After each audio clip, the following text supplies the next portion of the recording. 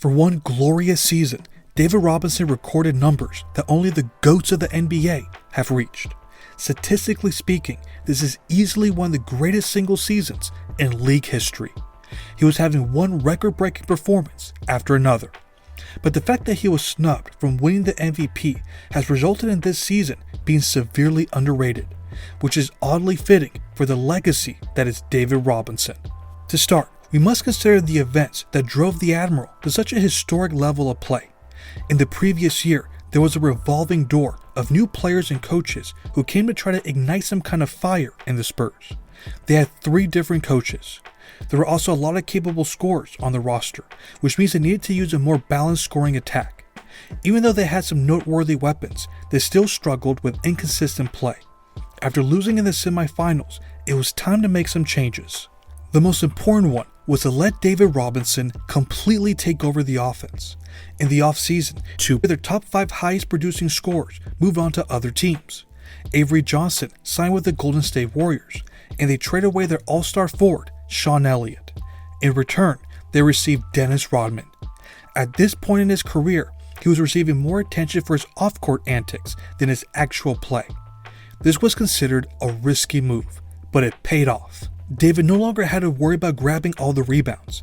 They had arguably the greatest rebounder ever to take some of the load off. He was also able to move more freely on the court, and he terrorized opponents on both ends of the floor. He was fully unleashed, and the improvements were staggering. Here's what he averaged for the season: 29.8 points on 51% shooting, 10.7 rebounds, 4.8 assists, 3.3 blocks, and 1.7 steals per game. He increased his scoring average by 6.4.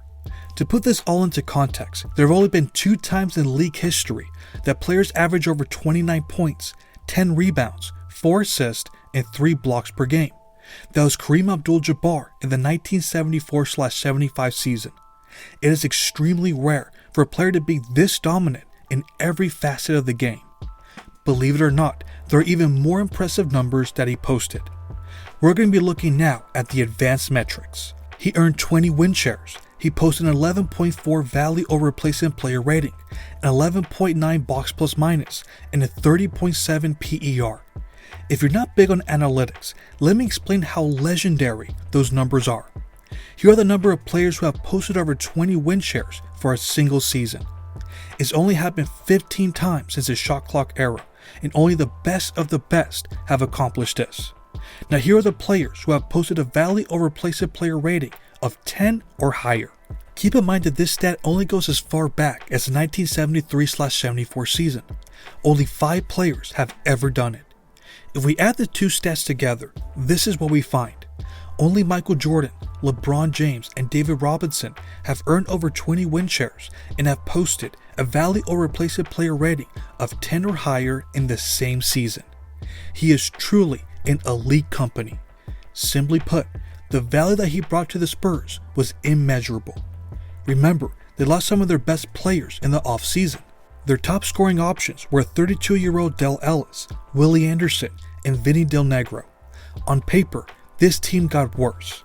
However, they won 6 more games than the previous year. They won 55 games. It's no wonder that Sports Illustrated writer Phil Taylor said this about David that season. Notwithstanding the unequivocal pronouncement on the cover of a certain magazine that Robinson is the man, no one has come closer to single-handedly carrying a team than Olajuwon. End of quote. His ability to carry a team to an overachieving season might be his most underrated trait. The Spurs benefited so much from a player who excelled in nearly every aspect of the game. The ultimate example of this came when the Detroit Pistons visited town. That is when he did this. David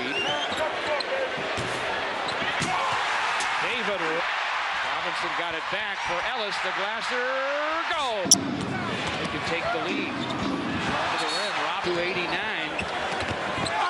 Robinson again. Folks, get a look at that because I don't know if you'll see that again. Is one of the greatest all-around performances in league history. He posted a quadruple double. This is only the 4th time it's ever happened, and it hasn't been done since. But that wasn't the only historic performance he had. Against the Minnesota Timberwolves, he had 43 points on 64% shooting, 11 rebounds, 10 blocks, and 3 steals. Did you know that he is the only player to ever post over 40 points, 10 rebounds, and 10 blocks in a game? But he wasn't done torturing this team.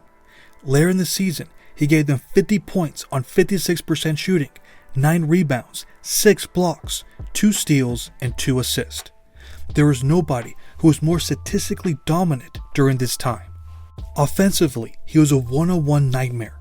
He was one of the quickest big men in the league. He could easily drive by his defender for a rim-shattering dunk. But if you give him too much space, he would just knock down a mid-range jumper. This was a deadly combination. Opposing teams had no choice but to double team him, and he was a willing passer. There were 4 games where he posted over 10 assists. For this season, he was the best passing big man. Then on defense, his athleticism and strength made him one of the league's best rim protectors. Sports Illustrated once described his defensive instincts as Russell-esque. He was always considered one of the best defenders. In previous years, his offense was described as one-dimensional.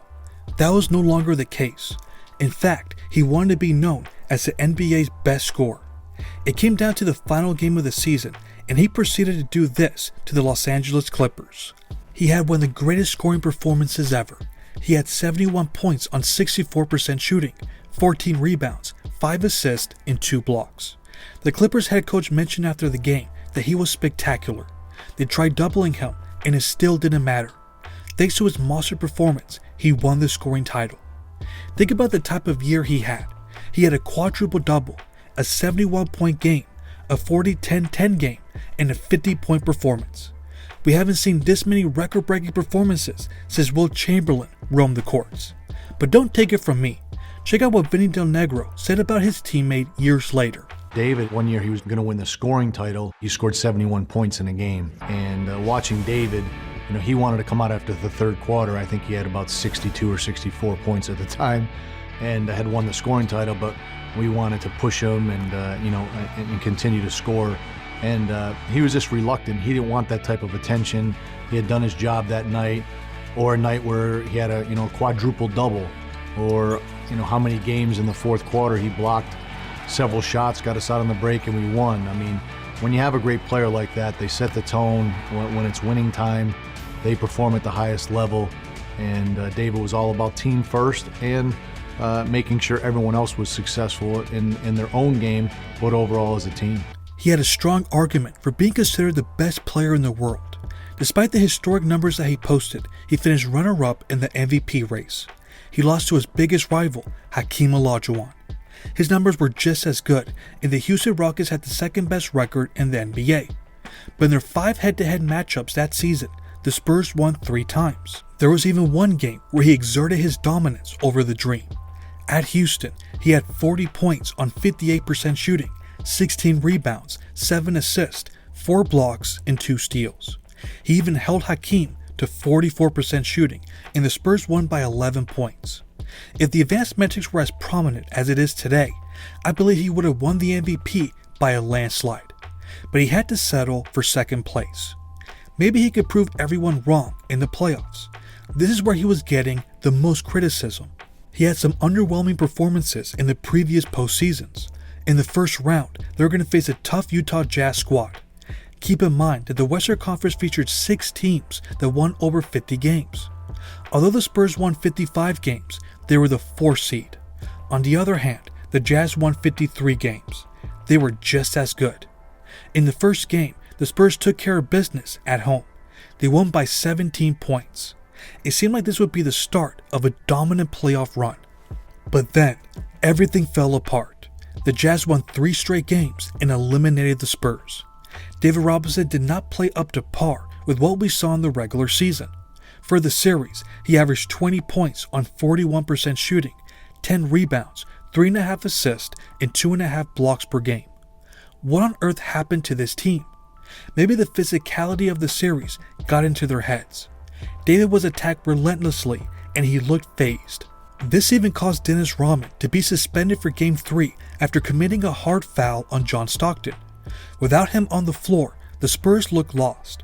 The Jazz front line of Karl Malone and Felton Spencer did a great job of muscling him out of the painted area and forcing him to take long jumpers.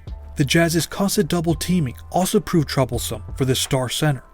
The Spurs players after the series mentioned that they lacked that one guy who could help close out games. They were outcoached and outplayed. They forced San Antonio to play their style, and they could never make the proper adjustments. This was not a matchup that favored the Spurs, and they got exposed. It was a terrible way to end such a legendary regular season. This proved that the league voters got it right when Hakeem won the NBA championship. But none of this means that we should take anything away from what David Robinson accomplished in the 1993-94 season. There is truly an argument to be made that is one of the 20 greatest regular seasons in league history. But what about you all? What do you remember the most from this season? What do you think was the main reason the Spurs got bounced from the first round? Let me know in the comments. Thanks for watching.